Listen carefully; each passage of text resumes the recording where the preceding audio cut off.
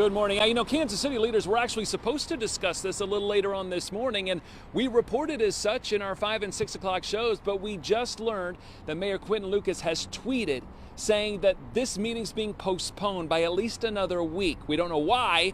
We know they will eventually discuss this, but later tonight there are 2 other cities here in the metro that will discuss adding a 3% sales tax to all sales of recreational marijuana, and if it's approved, it could bring in tens of millions of dollars to these cities.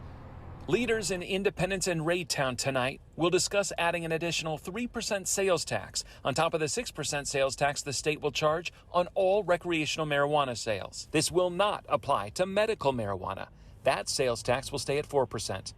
One group thinks cities that pass this 3% sales tax would eventually bring in an extra $14 million every year. But other projections show it could be closer to $40 million more a year. And that's a lot of money. Kansas City Mayor Quinton Lucas wants to use the extra revenue to hire more enforcement officers to make sure all businesses selling recreational marijuana follow city code. He also wants to use the extra money to clean up the city by hiring more people to pick up the trash people dump on the side of the roads.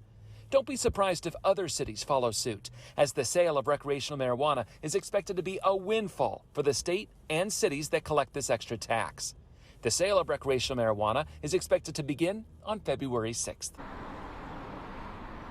Now, medical marijuana dispensaries like the one behind me are expected to be the first ones to be able to sell the recreational marijuana. The vote to add the 3% sales tax on recreational marijuana will not be until April the 4th. If they start selling it on February the 6th, well, now you're looking at a couple months where you won't have to pay that extra sales tax, if it gets passed, of course, by voters.